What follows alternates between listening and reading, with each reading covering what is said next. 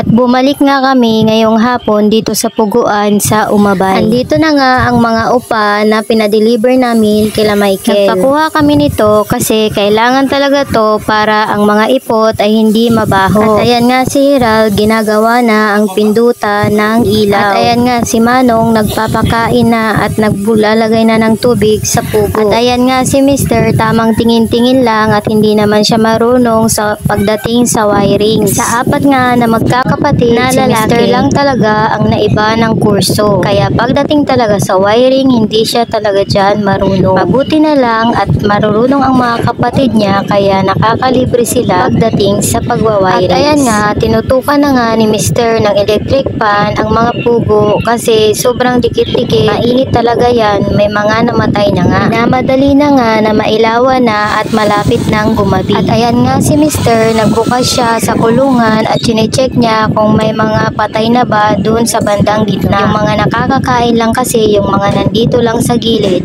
at yung nasa gitna hindi nakakain at mas mainit pa dun sa kanila. At ang total nga ng namatay na pugo ay nasa 28 pieces. Nanghihinayang nga kami pero sabi nga namin okay lang yan dahil first time pa lang din namin magnegosyo ng puguan. Charge for experience na lang ito, at least sa susunod alam na talaga namin kung ano ang gagawin. Ito talaga ang piniling negosyo ng kapatid ng asawa ko dahil sa marketing pa lang hindi na siya mahihirapan at meron kaming food cart. Bumibili kami ng maramihan na itlog ng pugo. Ito nga yung ibang pugo na namatay. Ayan nga si Mr. kumuha pa ng isa pang electric fan para dito sa kabilang kulungan ng pugo. At mamaya din nga ang balak nila dyan, mamaya pagsara dyan sa puguan, ilalabas sa mga kulungan ang mga pugo. Gawa ngang gumabi na at hindi pa nagagawa ang 4-layer na kulungan. Bukas na lang gagawin. Lalagyan nga ng mga net dyan yung mga steel matting para hindi makalabas ang mga pugo. At eto nga si Benji at Hiral nagbabakbaka na dahil minamadali na nga na makabit na lahat ng wire para mapailawan na at gumagabi na nga. At ayan nga si Benji nag-alay Spider-Man na. Mabuti na lang at supportive din siya sa negosyo ni Panday. Hindi na nga nila kinaya ang dilim kaya nga nagpatulong na sila. Sabi nila flashlightan daw sila para matapos na. Sa punto nga yan, malapit na nilang matapos ang pagwawiring. Sabi nga dyan sa akin ni Mr. na samahan ko sila sa labas ni Herald sa likod ng puguan at maglalagay ng ilaw. Kailangan ko daw silang flashlightan. At eto na nga sa wakas at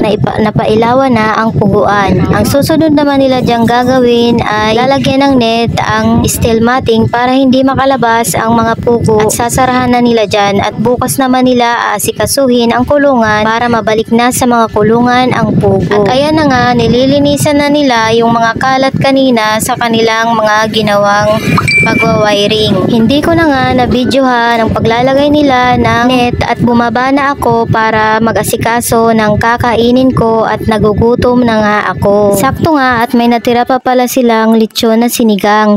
Kain po tayo. See you next time sa susunod na video. Salamat!